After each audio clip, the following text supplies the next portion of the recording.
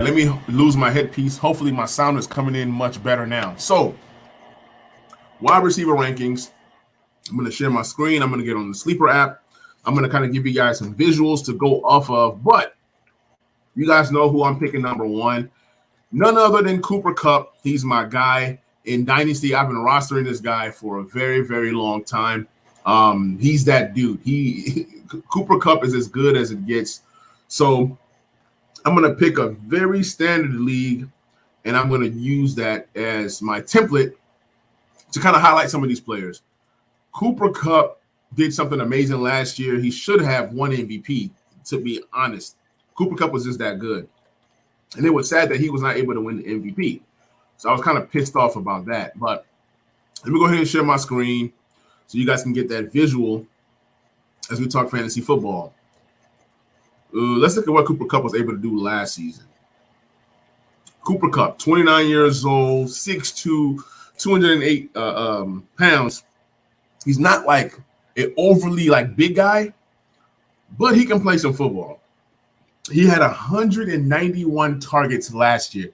This year, he's not going to get 191 targets, but guys like Allen Robinson and OBJ, if they re-sign him, Van Jefferson, all these other guys are going to be able to eat in this offense. Just know that Cooper Kupp he gets a lot of Cooper Kupp is always schemed open. But on top of that, Cooper Kupp is always open. So 191 targets last year, 145 receptions, okay, 1947 yards, and 16 receiving touchdowns. He even did 2 kickoff returns for 20 yards. Cooper Kupp is that dude, man. Like I said, even if Cooper Kupp gets about 160 targets, he's good for 100 catches. What I'm trying to tell you guys is, prior to this past season, he's had, 94 catches, 92 catches, now 145. So I think that Cooper Kupp is most likely guaranteed 100 catches. I'll be doing a video later or an episode later kind of describing everybody in fantasy football that has a chance at 100 catches. That is going to be coming out pretty soon. But, yeah, Cooper Kupp, number one.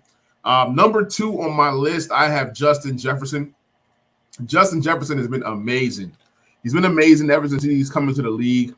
And then with the offensive coordinator that was with the Rams that schemed Cooper Kupp open, he's now going to Minnesota. So you hear and you see a lot of people saying Justin Jefferson is going to be the number one overall wide receiver in the league next year. And I can't really argue with that. Rookie year, 125 targets, 88 receptions, 1,400 yards, right? 7 touchdowns.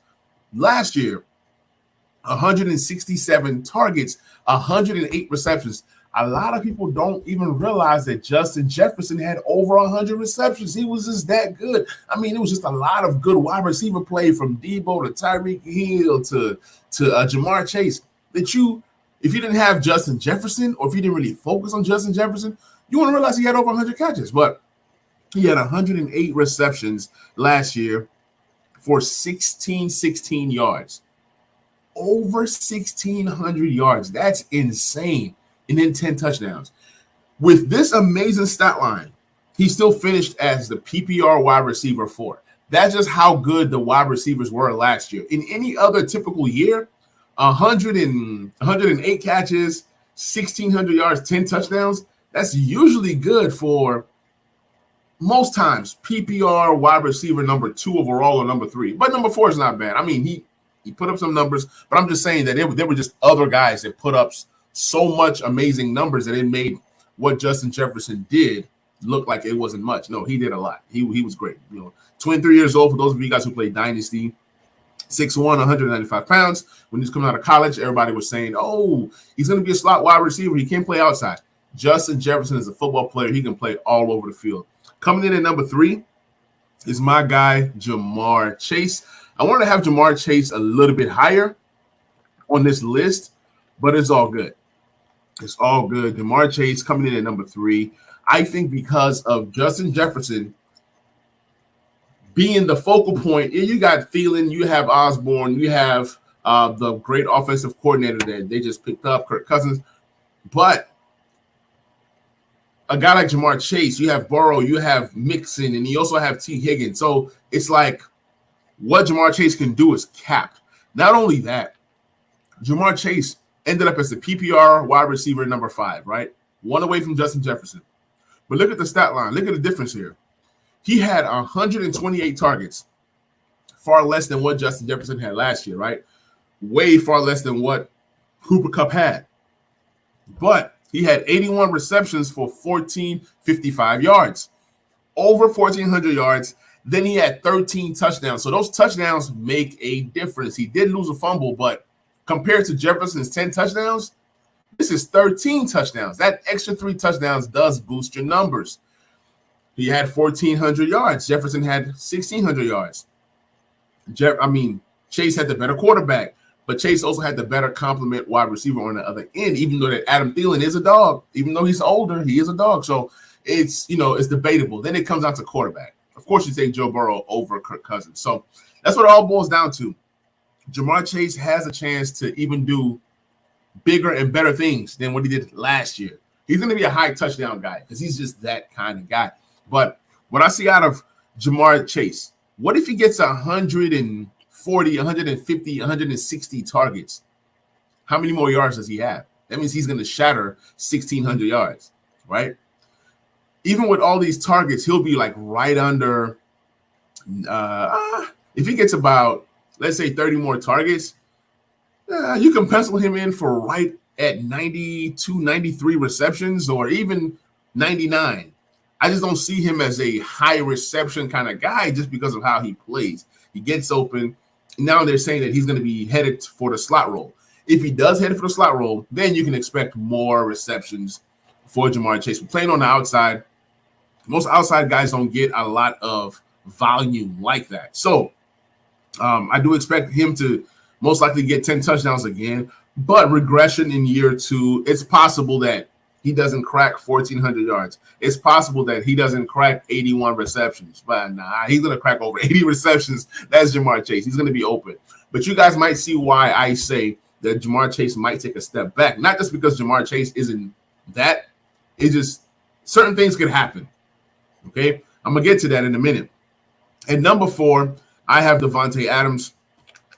Devonta Adams was a beast last year, the year before that. That's just who JaMarr Chase is. I'm sorry, Devonta Adams. We now know by now, obviously. If you don't know by now, then you just don't watch football. We know by now that Devonta Adams has left Aaron Rodgers and he's going to play football with Derek Carr, his college teammate. Now, when you look at his career, he's never had more than 1,500 plus yards, 1,553 to be exact. This season, over under Devonta Adams, 1,553 yards. I say under. I'm looking at, when I look at Devonta, maybe around 1,400 yards. Will the touchdowns be more than 11? I think so. I think they need Devonta Adams to be big time. He's 29 years old. He got a big contract. I'm expecting double-digit touchdowns out of Devonta Adams. If I'm a betting man, I'm going to say over on 11 touchdowns. Now, the receptions, I don't know if he's going to get 123 receptions next year. He's going to get over 100.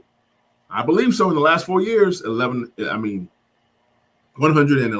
83, 115, 123. So history says he's almost as good for 100 yards. But does he still have that chemistry that he had with Derek Carr back in college? It's been a while.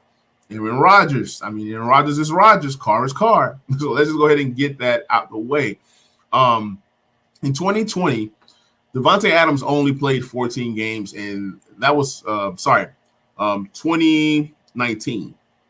And that year he played 12 games. He was hurt. I do remember that year. It was like trying to get back healthy. That was the only year he didn't have double-digit touchdowns. He had 12, 10, 13, 5, 18, 11. So he's as good for double-digit touchdowns. You can bet on that. He's going to get over 10 touchdowns. That's a good bet if you're a betting man. He finished as the PPR number 2 wide receiver because he had the high targets in 169, right? Then he had the receptions, 123. Then he had the high yards, 1,500 and up, with the double-digit touchdowns. That's a difference between a Devonta Adams and a Chase and Justin Jefferson. The only reason why I put Justin Jefferson and JaMarr Chase above Devonta Adams this year is because he is on a new team. That's the only reason. Had Devonta stayed in Green Bay, he is my wide receiver too. Coming in at number 5 is Stefon Diggs. Stefon Diggs is the perfect professional. He just goes out there and does his job. And ever since Stefon Diggs took flight last season, he has continued to get better and better and better. 2 seasons ago, where he just bursted out onto the scene with 127 receptions, 1,500 yards, 8 touchdowns. And he took that to a whole nother level last year. So both years with Buffalo, 166 targets, then 163 targets, where we've been hearing rumblings about Gabriel Davis, the new number 2, Dawson Knox, James Cook. They have so many mouths to feed, and this and this and that. Stefon Diggs is Stefon Diggs. 28 years old. He's in the prime of his career. He gets open. He's a technician. He runs his routes, and he's playing with arguably the best quarterback in football right now. Whether you're talking about fantasy, whether you're talking about real life, Josh Allen has touchdowns to pass for.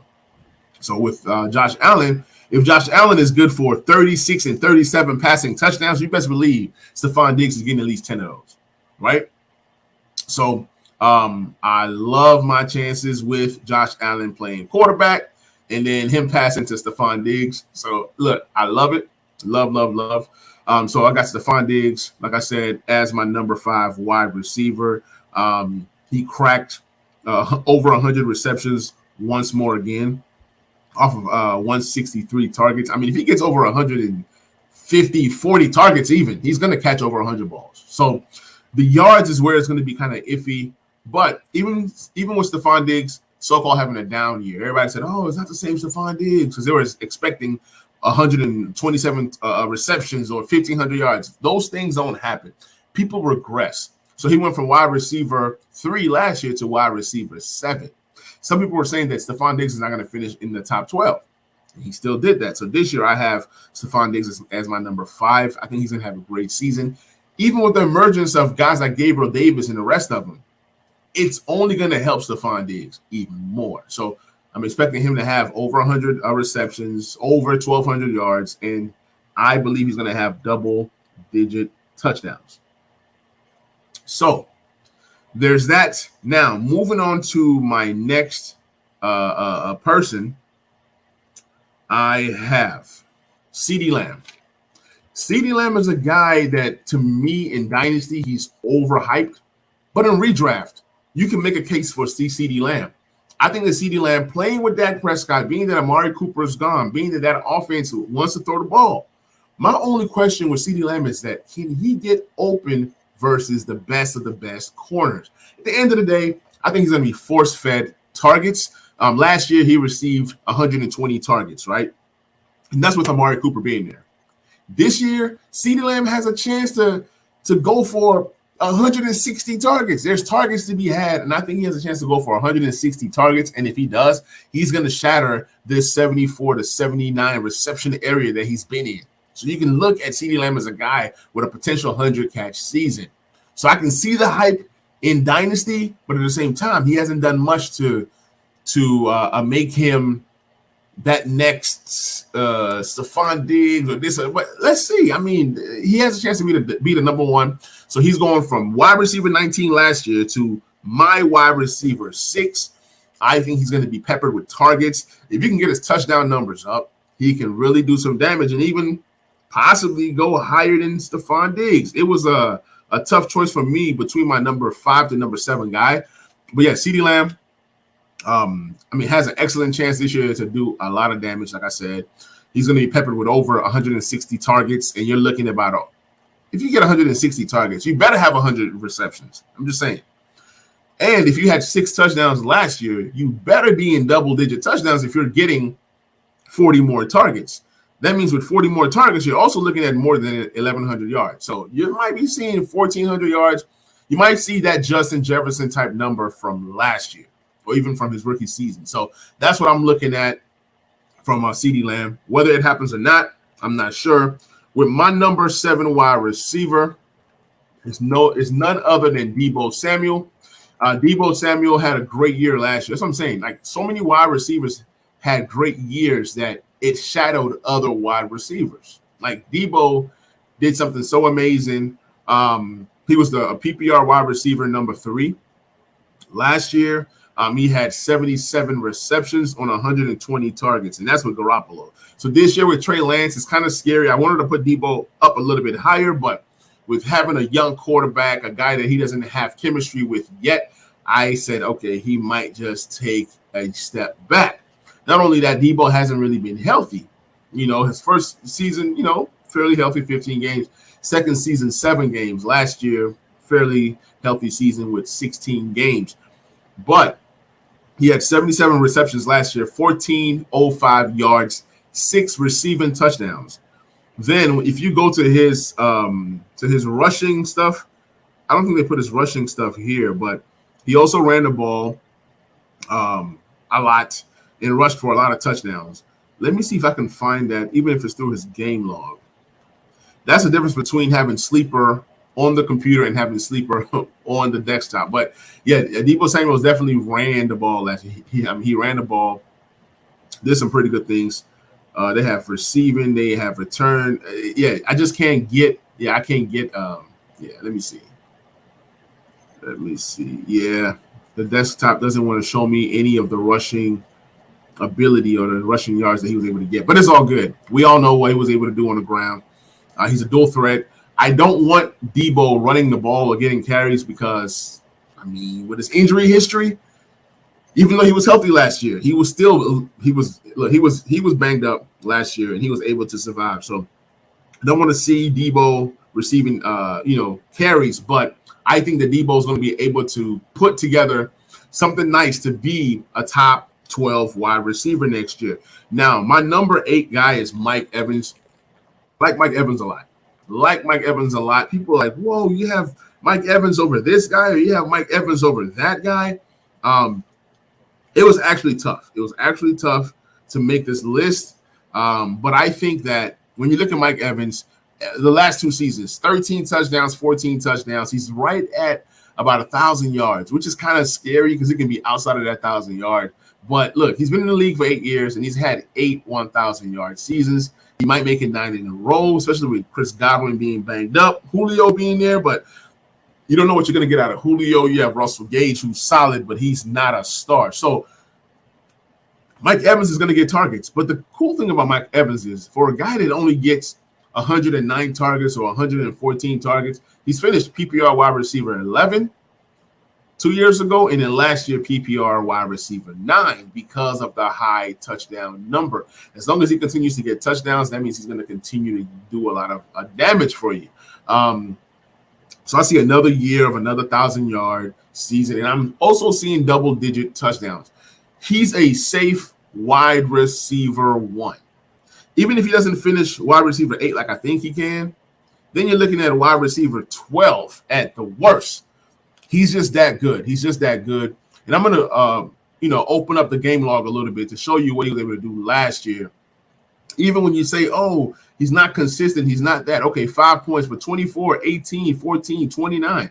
Those are big numbers. Those are numbers that help you win your league. When he gets you a multiple touchdown game, you pretty much won your week. Look at this right here. Okay, 4. That was a bad game. Then he gives you 31.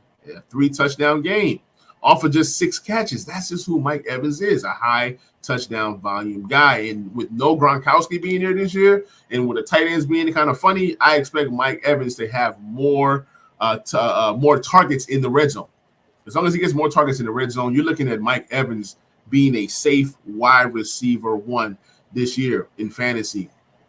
Versus Washington, 14 and 20, 16, 21.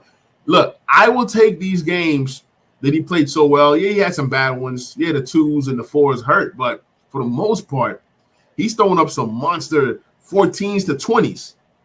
Those are what you focus on. That's what make Mike Evans number 9 in fantasy last year, and this year I say he goes up 1. and he becomes number 8. The next guy on my list at number 9 is Tyreek Hill. We all know him. We all love him. He's that good. But for me, with Tua Tagovailoa being his quarterback, it kind of scares me just a little bit. What am I going to get out of Tua Tagovailoa? I have no clue. I don't know. Last year, Tyreek Hill was number 7. And that's what having, Patrick Mahomes, 159 targets, 111 receptions, 1,200 yards, 9 touchdowns. This year, you could see about the same amount of targets. You could see about the same amount of yards. But what you will not see is the same amount of touchdowns. I just don't see how Tyreek Hill gets more than 6 or 7 touchdowns this year. I just don't see it. Okay. The last 3 times when he's had 9 or more touchdowns, he's been wide receiver 1, wide receiver 2, and wide receiver 9. Okay. The last 2 times he's had 7, he's been wide receiver 31. He's been wide receiver 8. And then his rookie season, he was wide receiver 19. Do not be surprised if you see Tyreek Hill anywhere between the ranges, the range of wide receiver 8 to wide receiver 19. But I have him ranked at wide receiver 9. I think he has a lot to prove. Although he's got his money, I see Tyreek Hill doing some nice things this year. The only concern is that it's Tua. Then you have Jalen Waddle, who, in a sense, is kind of similar to Tyreek Hill. But the encouraging thing is that the coach from San Francisco has now gone to, gone to the Dolphins. And if Tyreek Hill is going to be used like Deebo Samuel, then there's upside there in terms of running the ball. I think put the ball in Tyreek Hill's hand, he can do some amazing things. I think between the two, between Waddle and Tyreek Hill, I think Tyreek Hill gets more targets. He's just more accomplished. Waddle is good, but yeah, I like Tyreek Hill as a wide receiver 1 this year, number 9. I could have had him at 10. And coming in at number 10, I have my guy, Keenan Allen.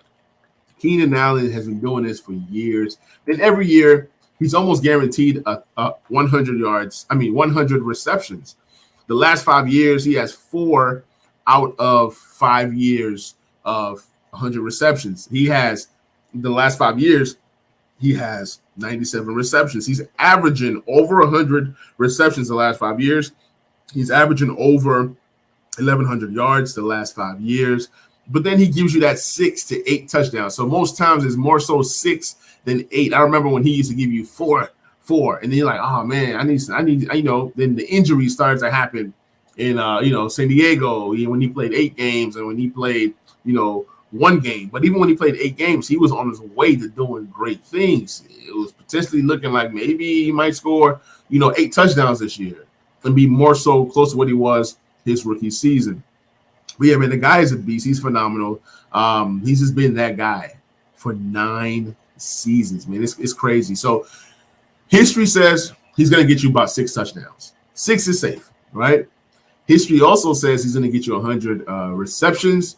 But then the reason why I have him at 10 is because Tyreek Hill has more touchdown upside than Keenan Allen. But Keenan Allen is going to get targets, and he's consistent with his targets. He's always getting anywhere from 147 targets to 157 targets every single year. Keenan Allen is that dude.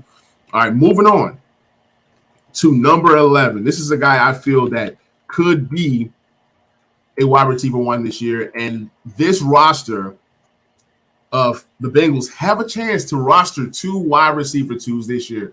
Now, you guys say, oh, well, what did he do last year? Okay, last year he was able to end up as wide receiver. Let me go to history. He was able to end up as wide receiver 24 last year. Phenomenal talent in T. Higgins. He should do more amazing things this year, but I think he has a chance to be in the top 12. I see him taking a step from what he did last year.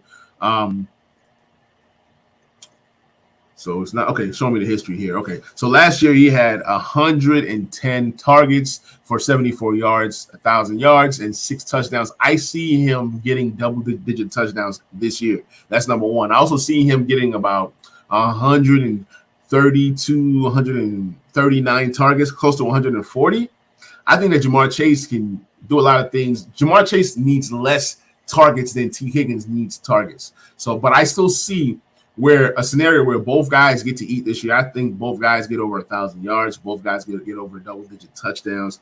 And if that happens, you're going to be really happy. Even if you drafted T. Higgins late at his ADP later than most of these guys, you're still going to be getting a valuable guy that can be your wide receiver one. So I like T. Higgins a lot this season. 1,091 yards, that's going to be nothing. He's going to shatter that. You're talking about 12 to 1,300 yards next year. You're talking about double-digit touchdowns. And if T. Higgins does what I think he's going to do, you're going to win a lot of leagues taking the value in T. Higgins. I think he's going in some in redraft right now, late second. You can even get him in the third round.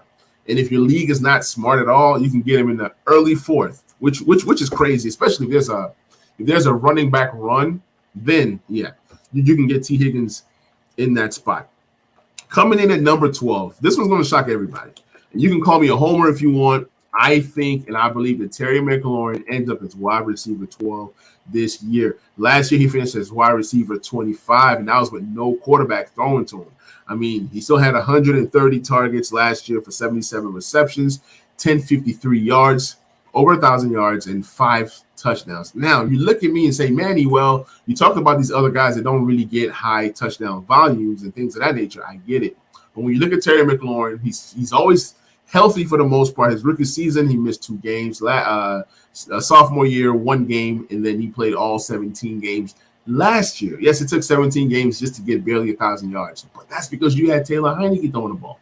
This year, you have Carson Wentz. I'm not saying that Carson Wentz is Tom Brady, but I am saying that Carson Wentz is going to hit Terry McLaurin in stride. So I see more targets going towards Terry McLaurin this year. He's going to have more than 134 targets. He'll have a career high in targets. He'll have a career high in receptions. He'll have a career high in yards. In yards, I think he gets about 1,300 yards and above. I see him getting over 95 receptions, and I also see him getting over 140 targets if I'm just trying to play it safe. I see the touchdown numbers going up.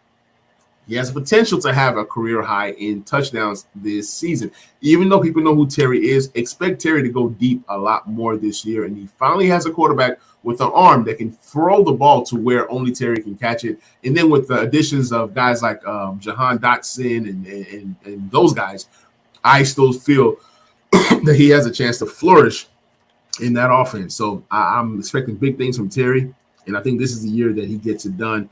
Some of the guys that can also sneak into this top 12 wide receiver convo, obviously, is A.J. Brown. We know what A.J. Brown brings to the table when he's healthy. He was a wide receiver 1 in his sophomore year at wide receiver 12. Last year, because of injuries, he was wide receiver 32. What scares me with A.J. Brown is that he's playing with Jalen Hurts, who was not as polished as a passer like Tannehill. So I don't know how the dynamics is going to work between A.J. Brown and Jalen Hurts, but A.J. Brown is still a good guy to draft. He still has great value wherever you get him in the draft.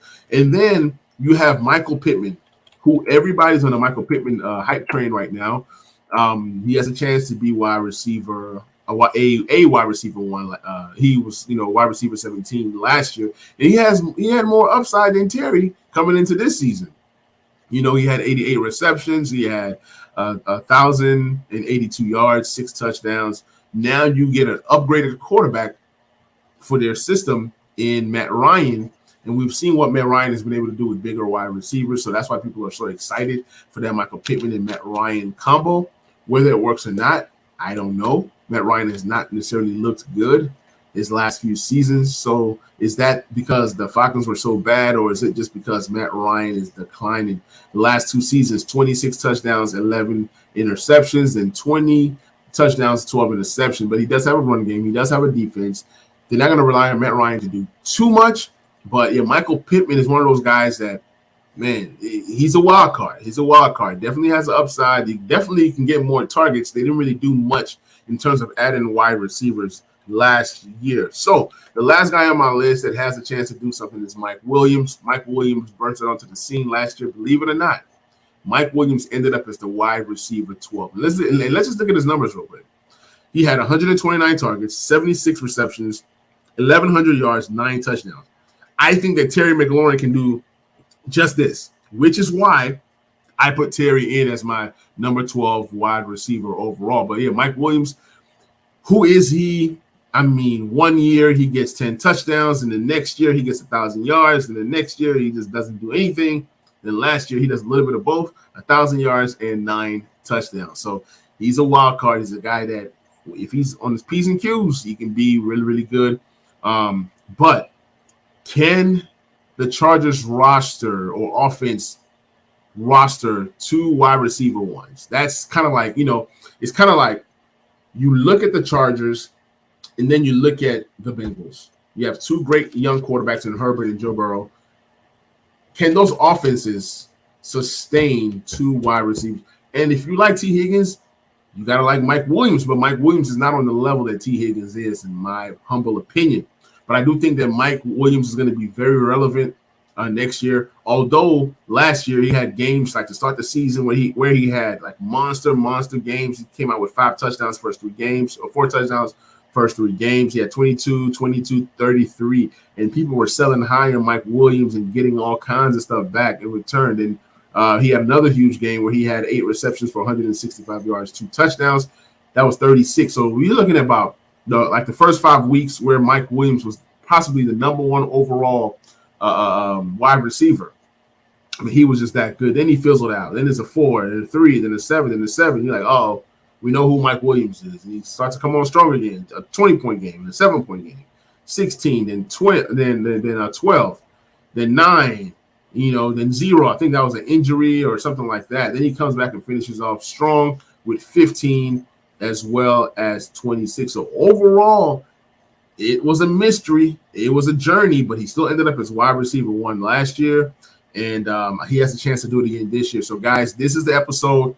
This is your guy, Talking Sports with Manny. Please subscribe to the channel, like the channel, share. And also, if you're listening on the audio version, please continue to like, continue to comment, continue to rate. I kindly appreciate it, and I will catch you guys on the next episode /stream. We out. Peace.